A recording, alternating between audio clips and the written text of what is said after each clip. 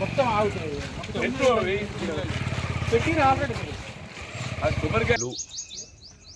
మా ఆడబిడ్డలు గ్రామ సర్పంచ్ గారు అయినటువంటి పొగళ్ళ సంధ్యారాణి గారు,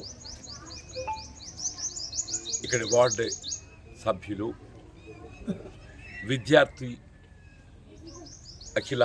విద్యార్థులు కూడా అందరూ కూడా ఏదైతుందో కాంగ్రెస్ పార్టీలో చేరడానికి ముందుకు వచ్చినందుకు వారి హృదయపూర్వకంగా కాంగ్రెస్ పార్టీలోకి ఆహ్వానిస్తూ, అంటే వాస్తవంగా ప్రజాస్వామ్యంలో అది ఏ రాజకీయ పార్టీ కానీ సమాజంలో అత్యంత నిరుపేద వర్గాలు ఎవరైతే ఉంటారో వారికి ముందుగా ఏదైతుందో ప్రభుత్వ ఫలాలు అందాలి. ప్రభుత్వం అమలు చేతలు పెట్టేటువంటి సంక్షేమ కార్యక్రమాలు ఏవైనా కానీ అత్యంత నిరుపేద వర్గాలకు ముందు అందాలి. చప్పట్లేదు సామాజికంగా ఆర్థికంగా వెనుకబడటానికి ఎవరైతే గురవుతారో వాళ్ళకు ప్రాధాన్యత ఇవ్వాలి. వీళ్ళ కాంగ్రెస్ పార్టీ యొక్క ఆలోచన విధానం మీకు తెలియంది కాదు. వీళ్ళు ఉమ్మడి రాష్ట్రంలో కాంగ్రెస్ పార్టీ కొంతమేరకు సమాజంలో నిరుపేద వర్గాలు, వాళ్ళ దళితులే కానీ, బలహీన వర్గాలే కానీ, రైతాంగమే కానీ, మహిళల ఆడబిడ్డల సంక్షేమమే కానీ కొన్ని కార్యక్రమాలు చేపట్టడం జరిగింది. అయినప్పటికీ ఉమ్మడి రాష్ట్రంలో జరుగుతున్నటువంటి ఒక అభివృద్ధి సంక్షేమాలు మనం ఆశించిన మేరకు జరగటం లేదు. మీరు తెలంగాణ రాష్ట్రం ఏర్పాటు కాబడ్డట్టయితే మన రాష్ట్రం మనం ఏర్పాటు చేసుకుంటే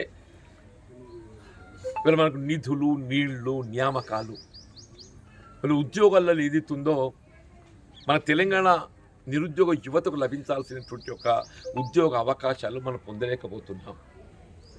వీళ్ళ ప్రాంతేతరులు ఏదైతుందో మన ఉద్యోగ అవకాశాలు కొల్లగొడుతున్నారు. తెలంగాణ రాష్ట్రం ఏర్పాటు కాబట్టయితే మన ఉద్యోగాలు మనమే పొందవచ్చు. అభివృద్ధికి సంబంధించిన నిధులు ఏదైతుందో మన అభివృద్ధికి మనమే వెచ్చించుకోవచ్చు. వీళ్ళ సాగునీటి పరంగా కూడా ఏదైతుందో వృధా పోతున్న నదీ జలాలను మన ఇంకా పెద్ద ఎత్తున వినియోగించుకోవచ్చు అనే భావనతో ఆనాడు రాజకీయాలకు అతీతంగా ఉద్యమించిన అందరం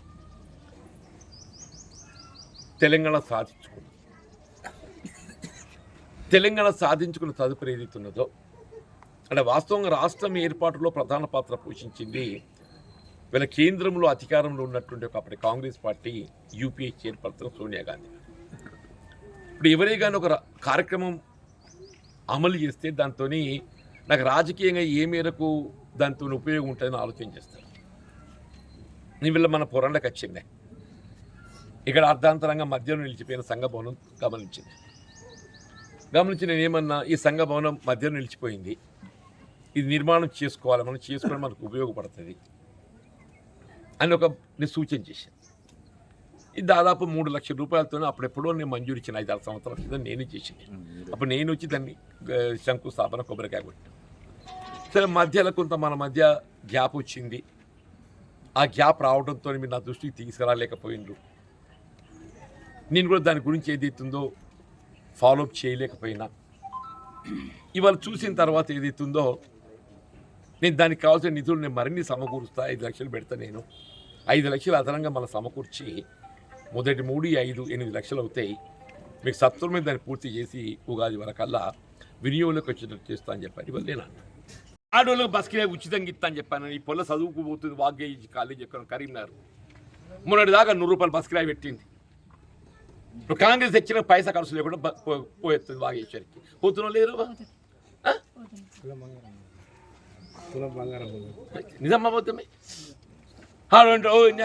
ఆటోలకు నౌకరు లేకుండా అయింది. అరే నీక సమాజంలో సగభాగం ఉన్నటువంటి ఒక మహిళల ఆడబిడ్డలకి ఏదైతుందో ఉచిత బస్సు రవాణా సౌకర్యం కల్పిస్తే సంతోషపడాలన్నా ఆటోల్లో కూడా చూపుదాం బతుకు తెరిపెట్టను. పూర్ణియాక ఇది లేదట ఆటోలకు సమరం చేసింది. ఆడోళ్ళంతా ఏదైతుందో సంబరపడుతున్న కాంగ్రెస్ మొగ్గుతున్నా అని చెప్పని వీళ్ళు ఇడిచిపెట్టి ఆడోళ్ళని ఇక ఆటోల ముంచి మాట్లాడుతాం.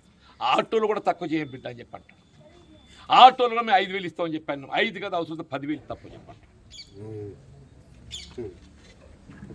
ఇలా కరెంటుకు 200 యూనిట్లు అంటే 1,000 రూపాయలయా.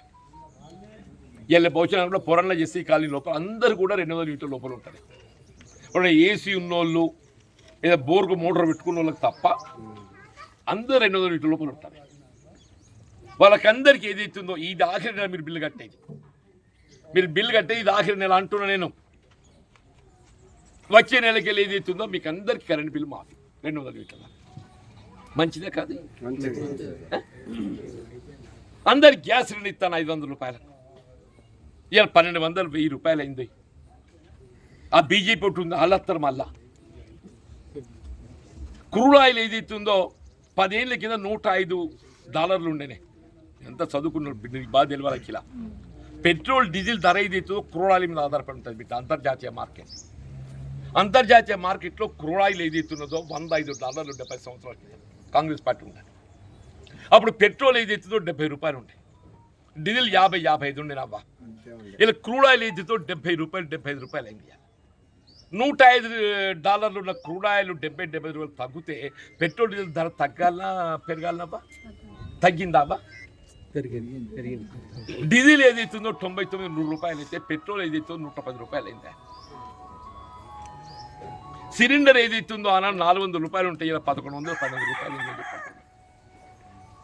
నేను అడుగుతున్న బీజేపీకి ఎందుకు కొట్టేయాలి?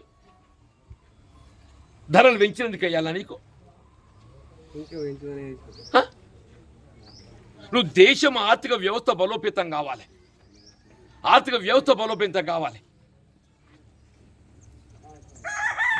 దేవుడు అందరి వాడు అని చెప్పాడు. నేను దేవునికి మొక్కుతా.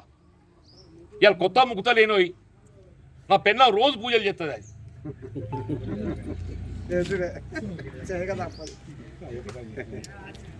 నేను జగిత్యాల 2 రామాలయ భూములు కాపాడినోయి. జగిత్యాల ఆ ఎడ్ల అంగట్ల భూమి కబ్జా అయితే నేను అడ్డం తిరిగి కాపాడినా. కోదండ రామాలయము జగిత్యాల ధనుర్ క్యాంపులో కాపాడిన నేను చెప్పంటున్నాను. మీరందరూ కూడా దేవుని మొక్కుతారు. పొలంలో ఏదైతే అక్కడ గుట్టది శివాలయం కట్టిండ్రు. కట్టిందా కట్టలేదు? అదే వాడు చెప్తే కట్టిండ్రా, లేకుండా మా పొరంలో గుట్ట మీద దేవుడు ఉన్నాడు అని చెప్పని భక్తితో మీరు కట్టిందా? ఈ భక్తి ఒకటి చెప్తా అవ్వా? భక్తి ఒకటి చెప్తా బడి పొలాలు పరిచయం పోతే దేవుని మొక్కిపోతారు. అది ఎంత చదివినా దేవుని మొక్కుతుంది. నాకు అల్క ప్రశ్న పత్రం రావాలి, గొట్టు రావద్దు. మొక్కుతావు మొక్కరా? మన విశ్వాసం. పూర్వక దేవుని ఇల్లు పుట్టించినట్టు చేయబట్టి నేను ఎవరు చెప్పాలి దాని కథ. నాయన నేను నామినేషన్ వేసినప్పుడు ఇప్పుడే కానీ చెప్పి అంటున్నా, ముహూర్తం తీసుకుంటా. నేను ఒక హిందువు ఏదైతే నా విశ్వాసంతో ఏదైతుందో బాపారాయణ దాని దగ్గరికి పోయి ఏదైతుందో నాకు ఏ గడియ మంచిది ఏ ముహూర్తం మంచిది చెప్పి తీసుకుంటా. హనుమాన్ల గుడికి పోయి ఏదైతుందో ఆంజనేయ స్వామి మొక్కి ఏదైతుందో ప్రశ్నపత్రాలు పెట్టి దేవుని దగ్గర నామినేషన్ ఫామ్ దానికి సంతకం పెట్టి తీసుకుపోయి దాఖలు చేయాలి. నేను అందరికీ అట్లా చెప్తాను. తెలుగులో అందరం తురుగులు అందరం నా మస్జిద్ పోయి దండం పెడతారు. ఏ మతపుడు ఆ మతానికి దండం పెడతాడు. ఇది కొత్తది నాకు అర్థం కాదు అంటున్నాను నేను. అరే మా బతుకు తెరువు సంగతి ఏందిర్రా అని చెప్పాడు. ఈ బతుకు తెరువు సంగతి లేదు. ఈ ఎక్కడ నువ్వు ఎట్లా బతికినా మంచిగా సమాధానం లేదు.